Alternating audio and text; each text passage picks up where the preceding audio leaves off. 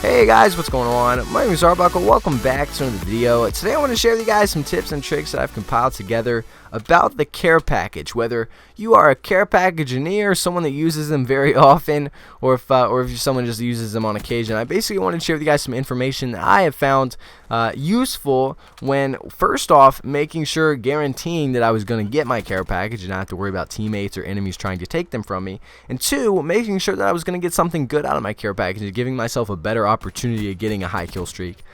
So the first thing I want to address, though, is something that's no longer in the game. If you guys remember back on Black Ops 2, you were actually able to call in your care package wherever you wanted to, which I have a love-hate relationship with. On Black Ops 3, you're no longer able to do that. You can only call it in a specific location that it allows you to, where the care package will land on the ground. You can no longer call it on top of buildings. You can no longer call it out of the map. It has to be in the map on the ground, able for everyone to be able to grab, which I understand why they did that. They want everyone to have a fair opportunity to be able to get their care package. They don't have to worry about people accidentally throwing me out of the map. I don't know how you do that, or accidentally throwing it in a building. Again, I don't see how you do that.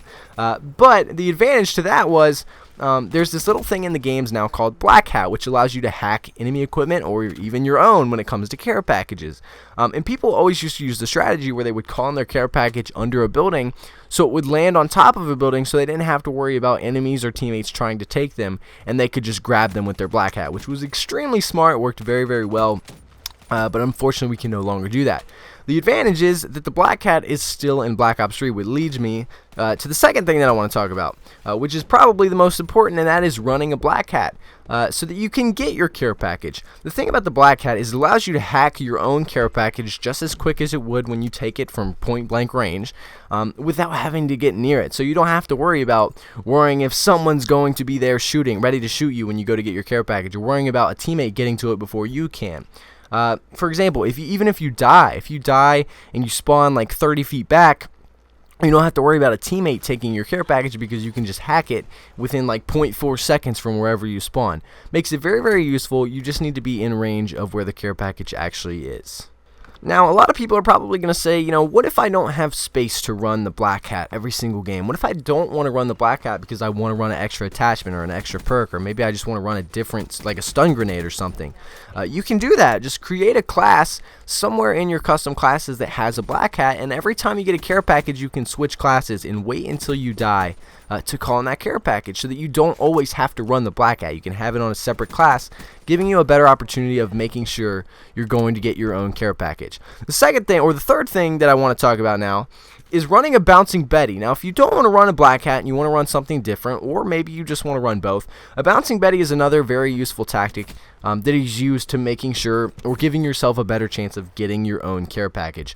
A lot of times when you call in a care package, the enemy will see where it's coming down and they'll run to that location, wait for you to run to go grab it, and then shoot you, which always happens to me all the time. Maybe it's just me, I don't know if it's you guys as well. But one thing that I found really useful is to throw down a Bouncing Betty next to where your care package is going to come down. That way, just in case an enemy is hiding somewhere waiting for you to run to your care package, if you get shot and that enemy tries to run up and take your care package, that Bouncing Betty will blow them up and kill them as long as you have not respawned yet, which is another random little tactic that will help you to make sure that an enemy does not steal your care package. Just another precaution, something that's really cool to do just in case.